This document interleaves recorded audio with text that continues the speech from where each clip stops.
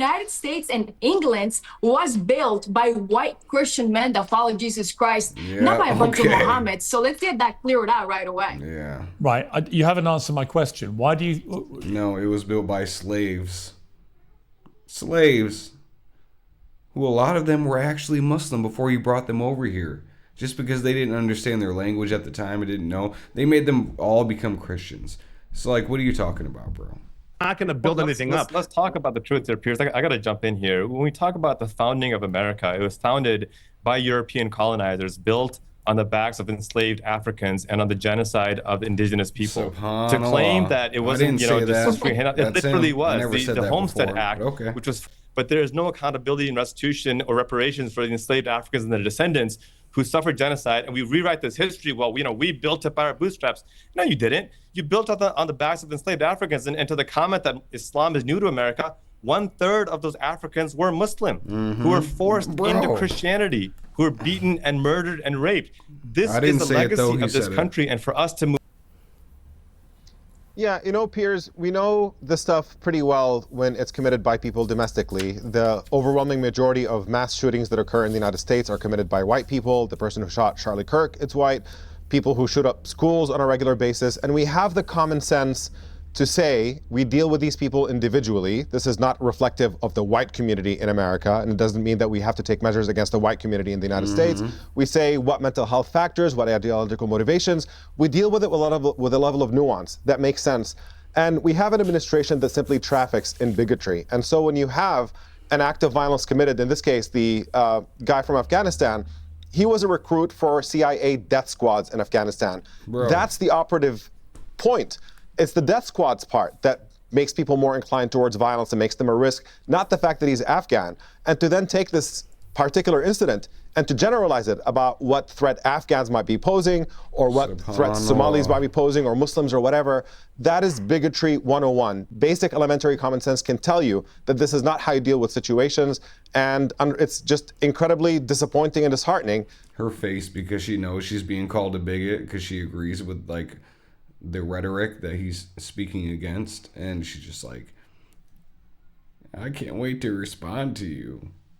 That we're living in a context in which people use that kind of bigotry to try to gain political advantage. People move people's emotions in a way that helps them take a political advantage, and it's extremely disappointing and the wrong way to go about things, especially if you're trying to build a strong, united country. You don't do it by dividing people like that. Valentina Gomez, you were laughing as you were listening there. Many people have not been laughing at your video, particularly at phrases like "vote for me so we can kick every dirty Muslim out of Texas." If you had a Muslim candidate in Texas saying "vote for me so we can kick every dirty Christian out of Texas," you would rightly, I imagine, be outraged at that. Why do you think it's acceptable to use a phrase like "so we can kick every dirty Muslim out of Texas"? Good morning, Piers. And since you didn't have the decency of introducing me correctly, I'll happily do it. Good morning to all of my beautiful people in England. Hello to all of my lads in the UK. Last time I was there, I had an amazing time. I'm Valentina Gomez. I will be the next congresswoman for the state of Texas, and I'm a warrior of the one true King Jesus Christ. And England and Piers, the United States and England was built by white Christian men that follow Jesus Christ, not by a bunch of Mohammeds. So let's get that cleared out right away. Right. You haven't answered my question. Why do you? No, it was built by slaves. Slaves. Who a lot of them were actually Muslim before you brought them over here. Just because they didn't understand their language at the time and didn't know, they made them all become Christians. So, like, what are you talking about, bro? If it was the other way around, you would be rightly outraged. Why do you think it's acceptable as somebody running for office in the United States to be so blatantly... Why would you be so blatantly hateful towards one group of people? You call it hateful and bigotry and racist and all of that garbage. I call it the truth. America is a Christian nation. These Muslims come to Christian nations, burn our churches, rape our women, shoot our American soldiers point blank, killing one of them in broad daylight, then chanting Allahu Akbar. Piers, Yep. my brother is That's a all National Muslims. Guardsman. He literally puts 2 himself on billion the of line them. for this Every one of nation. them. So yes, Okay. these dirty Muslims have no place in America and have no place in England. But as you speak, you see, I'm just seeing a brazen Islamophobe, and people say that Come phrase doesn't on, exist. bro. It doesn't.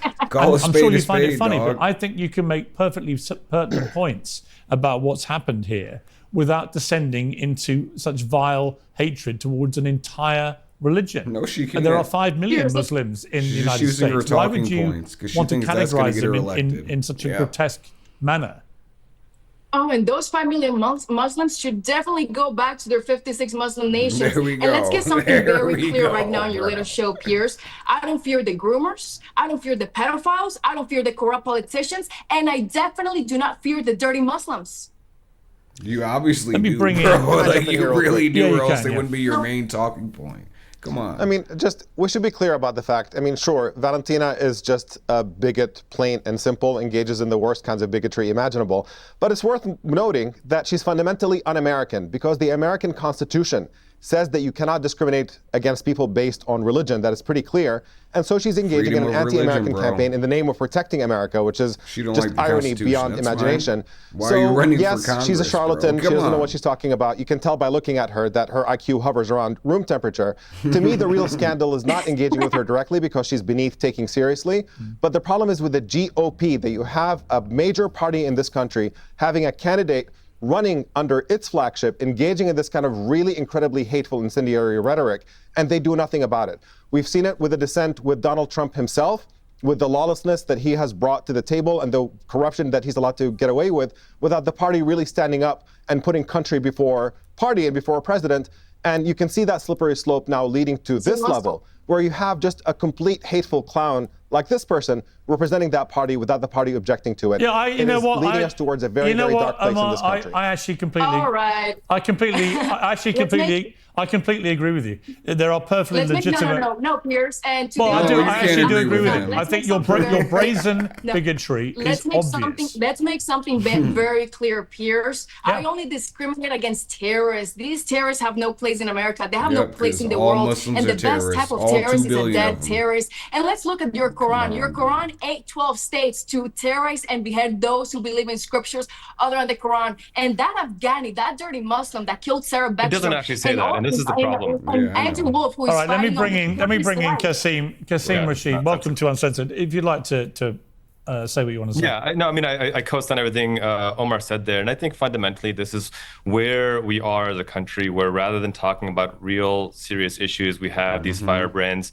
I think she ran in Missouri, got 7%, moved to Texas to try to lose there as well. Look, the reality is that, we need to look at the facts here. And the facts tell us that immigration is a net positive in every single way to this country. The facts tell us, a Northwestern University study of the last 150 years found that at no point in American history have immigrants had a higher crime rate than born U.S. citizens. We're talking about Somalia.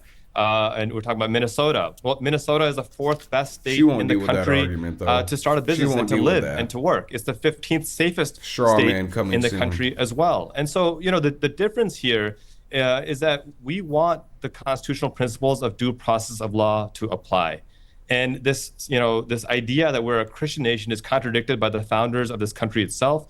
We are actually a secular democratic republic where people can believe or not believe as they wish, without oppression. And I think it's critically important that whatever our political differences, we stand united on this basic principle that human dignity, human rights, religious freedom must be protected, even for those with whom I disagree, because at the end of the day, that's what the First Amendment requires, that's what the Constitution requires. If we lose that principle, then we deteriorate into fascism and anarchy, and I don't think anybody wants that. Rob O'Neill, what do you feel about this? I do feel that rhetoric matters when we talk about these things.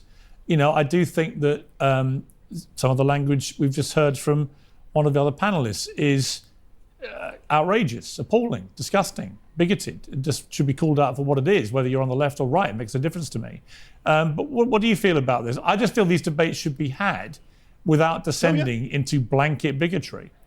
Well, debates should be had, but I also believe in the First Amendment. You should be able to say whatever you want. Oh, sure. Yeah, but that gives me the right to call it out. Well, I mean, it's designed to protect speech you hate, and I would much rather someone be telling me exactly how they feel than like people in Washington do, tell me what I think I need to hear, and then go behind my back and commit massive fraud. I want to hear. I mean, you can say whatever you want. Someone who's been canceled, myself, say what you want, but deal with the consequences as they come, justified or not. That's just how it is. But the conversation is needed. I mean, even on he's so canceled that he's on Piers. Forgive me, but one of the guests called. I showed a dude from the Sharia Valley, his own village, the first time he'd ever seen an iPad or an aerial shot. I might as well have showed him the face of Muhammad itself. The guy, he physically couldn't handle the technology I was showing him. A lot of these people can't physically handle the Western culture until they're properly assimilated. That was my point, peppered with humor. And on the wider point about who the United States should let in, Rob, what is your view of that? I mean, obviously America was founded in a very multicultural way, right? It was the place that everyone could come to. Yeah, but I mean, America wasn't founded by grabbing a bunch of dudes from other countries, bringing them here, giving them free apartments and welfare. It was by people who wanted to escape religious persecution, and they started building things, not just coming here getting handouts. I mean, I've been a lot of places and I've seen a lot of people, and I mean, some of the most welcoming people I've met were in a war zone in Ramadi. Like, I've seen it, and you can't just say these people bad, these people good. The conversations need to be had, but again, you need to be realistic. And as soon as the truth is told and you don't like it, you just say racist. You're not going to build anything up. Let's talk about the truth there, Piers. I got to jump in here. When we talk about the founding of America, it was founded by European colonizers, built on the backs of enslaved Africans and on the genocide of indigenous people. To claim that it wasn't, just free handout, it literally was. The Homestead Act, which was finally repealed in 1987, gave hundreds of millions of acres of free land to white European immigrants while denying them to the descendants of enslaved Africans. And so even to this day, the single demographic, the largest demographic on public welfare are white Americans, and studies have been done on this. What about the 6,000 slaves that died building the World Cup venues for the Middle East in 2020? And we condemn that too, and that's the modern difference between slavery right now. Don't throw that slavery to the United States. We didn't invent it. We were one of the first to end it. And that is the difference between me and you. I have no problem condemning that slavery by Qatar during the World Cup. I have zero. Why don't you lead with that? That was the most recent. Why are we not holding them accountable? The difference is that I want there to be accountability and restitution there. But there is no accountability and restitution or reparations for the enslaved Africans and their descendants who suffered genocide. And we rewrite this history. Well, we built up our bootstraps. No, you didn't. You built up on the backs of enslaved Africans. And to the comment that Islam is new to America, 1/3 of those Africans were Muslim, who were forced into Christianity, who were beaten and murdered and raped. This is the legacy of this country. And for us to move forward, it's the legacy of the world, bro. The legacy of the world. Slavery's been everywhere, and it still exists in the Middle East. Yeah, hasn't been here in a while. Hundreds of thousands of Americans died again. The only ones that abolished slavery was America. I'm not defending that slavery.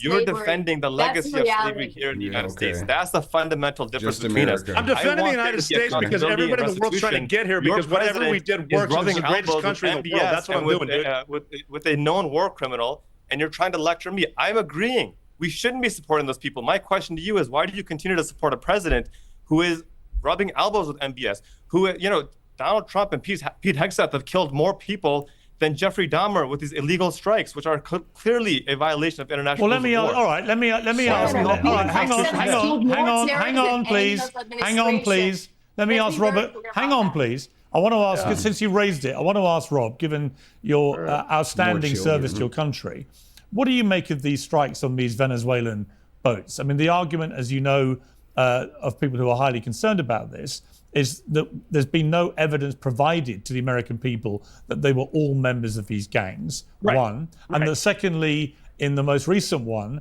there appears to have been a double attack with people being attacked while they were in the water, and that is a breach of Geneva Convention. What is your view of both those issues? Well, my view is, first of all, I wasn't there, so I can't say from firsthand knowledge. I'm going off of my experience. And if these are designated terrorist organizations, hitting with a drone strike is within legal authorization. And they have teams of lawyers telling them that too. And in all my experience with drone strikes, it's never hit them once. And if they live, it's like, oh, whoopsie poopsie, you got to live. You hit them again, I think. I'm assuming I wasn't there, but I believe it's called delegated authority kill missions. That's what I'm thinking. If they're terrorists and they're going to kill 100,000 people a year with the fentanyl they're bringing in, I don't have a problem with that. But again, I'm not in the chain of command. At this point, bro is just trying to save his own PTSD because he doesn't want to live with the thought about what he did was wrong. So the only way he can do that is escape that reality and say, "Yep, this is what we do. And, what I did was right." He's got to stand on that, bro, or else he's gonna go crazy. I mean, I would. Man, if they're doing it legally, I don't think it's a problem. We do it everywhere in the world. We killed an American, Anwar al-Awlaki, in 2011 in Yemen in a drone strike.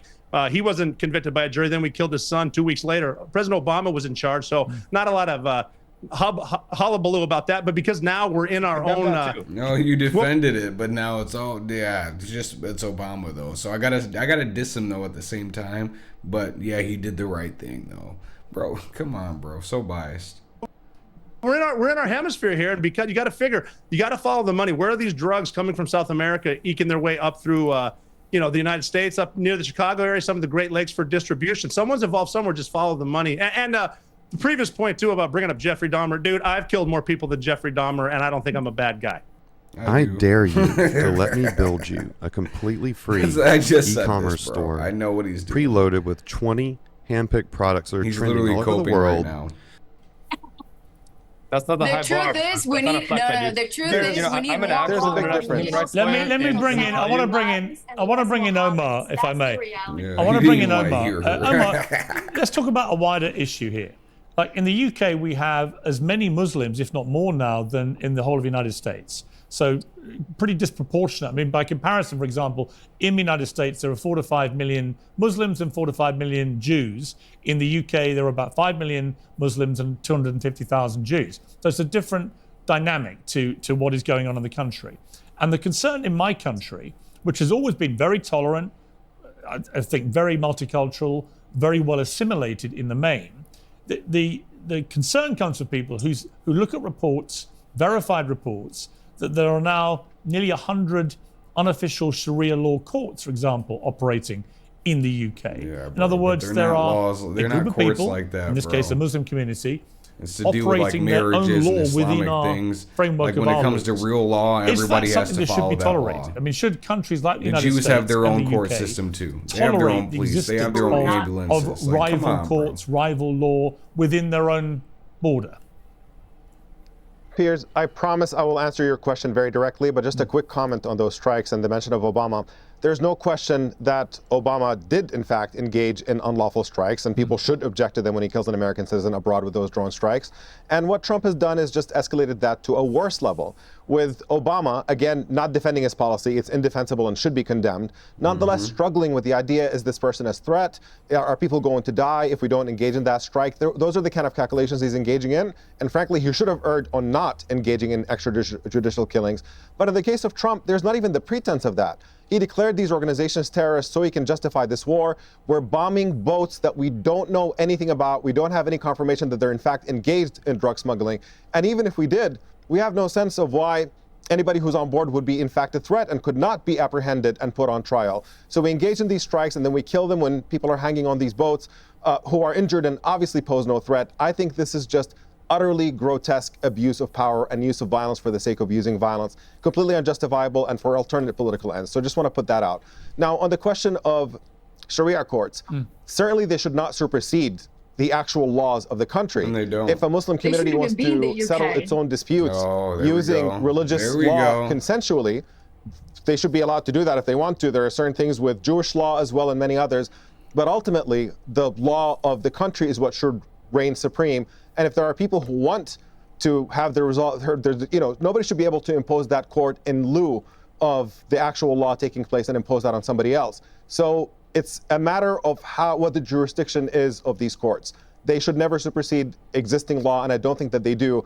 I think these are completely consensual courts that people enter to resolve their religious disputes if they all parties agree that this is how they want to resolve their issues. Valentina Sharia Gomez. courts have no place in England. Sharia courts have no place in Christian nations. That's why you guys have 56 Muslim nations. And I fully support and love what President Trump and Pete Hegseth are doing. We need to bomb more narco-terrorists into oblivion. That's the reality.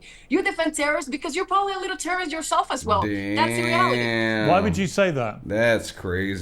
Nah, What would I keep say, going, what? girl. Why Keep do you going. use language like that? Why do you brand a fellow panelist who's actually a respected journalist a terrorist? Someone who is defending terrorists. Someone who is hasn't defended terrorism. He hasn't defended terrorism. Only one. Just to be clear, Valentina Gomez. Only one. I've had three reasonable members of this panel offering reasonable arguments. All I've heard from you so far is dumb bigotry, accusations of terrorism against people who are just perfectly ordinary journalists. There's something wrong with you. Why do you do this? Sounds like you during COVID, Piers. You were vilifying, shaming, and trying to destroy people for not wanting to take the COVID vaccine. Yeah. You tried to destroy. And you know what? I was wrong. I was wrong. Exactly, you're wrong, and you still are wrong today. Well, you don't become less wrong. I've admitted I was wrong. I've apologized. What I've not seen from you, is any admission of being wrong or an apology for the disgusting way you talk about people. Why do you do it? I apologize for nothing. My statements and my actions have endured the test of time. And Piers, since you cut me off, let me finish. You've been on national television for 20 years, and during that entire time, England has only gotten more Muslim. For 20 years, when were you last in England? To even say faggot or to even call out the rapist Muslims.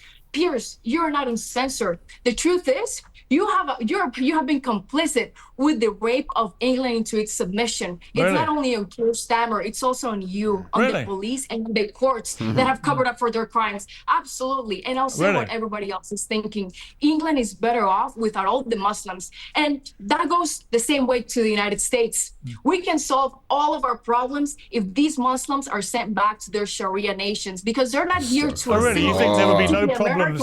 You think you'd have no... You think you'd have no... Just to be clear, I'll tell you what, you finish. You finish. You said what you want to say. You said what you want to say. Yeah, you see, this has been my suspicion. Because the last time you were here, you were at a Tommy Robinson march. And this has been my problem with Tommy Robinson. Oh, yes. No, not that Tommy Robinson wasn't right to expose the grooming gangs. He was. The problem is that he and many of his followers, like you, actually hate Muslims. You're actual genuine Islamophobes. You would like them all removed from the country. They belong in their Muslim nations. That's the thing. They're just obsessed with coming to Christian nations, burning our flag, chanting death to America, killing our American soldiers. So yes, they belong in their Muslim nations. Piers, let me finish what I said. These Muslims are not here to assimilate to the American or the British way of life. Actually, many Muslims assimilate perfectly well. They only contribute to rape statistics and terrorist attacks. Really? And you don't think any white Christians commit any crime in the UK or US? They do, and we deal with them. Well, we do the same with Muslims who commit crimes. No, you don't. No, yes, you don't, Piers. That's why you have a huge Pakistani, a Muslim, that was a disgusting scandal. Yeah, you know what? You know what? On that point, you're absolutely right. The British Pakistani grooming scandal, abuse scandal. They're not British. Well, you can use any terminology you like. I will use mine, which is the correct terminology. That scandal was disgusting. It was actually exposed by a journalist who I knew on the Times, who did some extraordinary work. Tommy Robinson amplified it, but it was exposed by a journalist on the Times newspaper. Because of Tommy Robinson, and it was covered up in a disgraceful manner that shamed my country. Right? And I'm very happy to agree about that point. But it doesn't mean that every Muslim of the 5 million Muslims in my country are somehow complicit with those disgusting monsters. In the same way that when a white Christian commits a heinous crime, I don't assume that every white Christian is the same. Why would you? I can't believe I'm actually agreeing with Piers right now. Piers, you can take the Muslim out of a terrorist nation, but you cannot take the terrorism out of a Muslim. And give me one example of a Christian committing a terrorist attack right now. Well, against Muslims. Let me ask you then: when the UK and the United States illegally invaded Iraq in 2003, I waged a campaign against that. So, what would you say about that illegal invasion of a Muslim country? Nothing. Muslims are killing Christians in Nigeria, Piers. Right. These I didn't ask you about Nigeria. I asked you about Iraq. They're stuck for the law. They deserve to be unalived. Well, repeat your question again, please. Do you agree that we illegally invaded Iraq in 2003? I don't think she's right enough to understand your question, Piers. I don't think she does. I don't think she wants to understand it. But in 2003, in my opinion, illegally invaded Iraq, a sovereign country. 1 million people died. It created ISIS, which then wreaked mayhem for 2 decades, and was a stain on my country and on the Prime Minister Tony Blair, who I think should have been held up in a court of law over what happened under my name and the name of the British people. But do you care about that? Do you care that 1 million people, including hundreds of thousands of Muslims, were killed in a war in Iraq, which in my opinion was fought on an illegal false pretext that Saddam Hussein had weapons of mass destruction, which he didn't, it turned out? Piers, in 2003, I was 4 years old, and I cannot change what happened back then. No, I asked you for your opinion. I asked you for your opinion. They can bomb every terrorist country they want. That's the intellect has not reality. grown a year since Okay, then. that the Taliban, ISIS, You still think they like all a come from the 4-year-old. Middle East, but then they're obsessed. Then they're, yes, I'm honest. I'm honest, and I am the American dream on steroids. I have worked my way to the top. You're not the American dream, Valentina. You're not the American dream. You're the American nightmare. You're somebody fomenting hatred towards an entire community in your country. And I don't understand why you need to do that. They belong in their Muslim nations, Piers. That's the reality. What's that? They belong in their Muslim nations. Really? Piers. That's the So reality. would you deport every single? Okay, I respect her. Just to be clear, She stands just to be on what clear, she's then saying, you would bro. deport. Even though it's wrong and bigoted, Just to be clear, I respect when she doesn't like backpedaling. Just to be clear, She doesn't like, you would no, I deport didn't say every that. Muslim No, she from the says US it and and the she UK, means would it. you? Stuck for the law. Yes. That's what you are.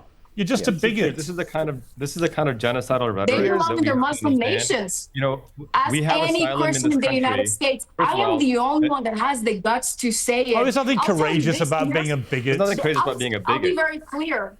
Yeah. The United Kingdom needs to grow a pair of balls and have Really? some guns. Actually, I'm very glad the United Kingdom doesn't have let me anybody say something like here, you. Piers. I was in the Omar, United yeah. Kingdom not too long ago. I think that And Valentina I was has in given the United away Kingdom not how too long little ago. she She's gonna knows talk or right understands over about the world. Valentina, let Omar speak, please. Omar. All right, Omar, go ahead. I mean, again, she has given away how dumb she is with this challenge of name somebody else who's committed an act of terrorism. I mean, everybody in the United States is familiar with cases of Christian extremists blowing up abortion clinics. We know that there is a problem with child soldiers in parts of Africa, of Christian child soldiers. We know there's a problem with a Jewish fanatic in Montana at one point who shot a bartender over a non-kosher drink. We know that there's cases of Jewish fanatics in Israel stabbing people at a gay pride parade. And we see the fanatics who are right now engaging in this onslaught in Gaza, religiously motivated. But all of us have the basic decency and common sense not to paint with a broad brush and say that this is representative of the entire Jewish community or the entire Christian community. And the same logic applies perfectly in this case. But she's literally so clueless. She's under this fanatical impression that only Muslims commit acts of violence. And frankly, I appreciate you standing up for me, Piers, in this case, but to have somebody this dumb and hateful and to not be insulted by them on a program would take away from my sense of dignity and self-respect. It is reaffirming that I'm a decent human being, that I have somebody like that actually directing all this cheap, pathetic name calling at me. I always go back to the data, and what the data repeatedly tells us is that our policies now are based on lessons learned from history.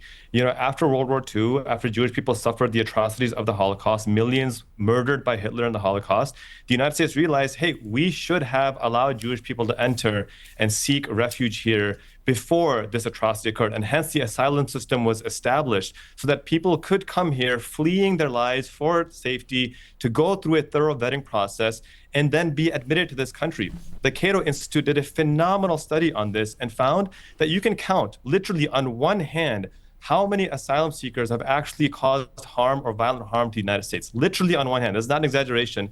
This is a conservative think tank, mind you. They calculate that the chances of an American being killed by an asylum seeker is 1 in 4 billion. That, by the way, is about 4,000 times less likely than to suffer a mass shooting or a shooting in this country. And that's the real issue, right? We have 380 mass shootings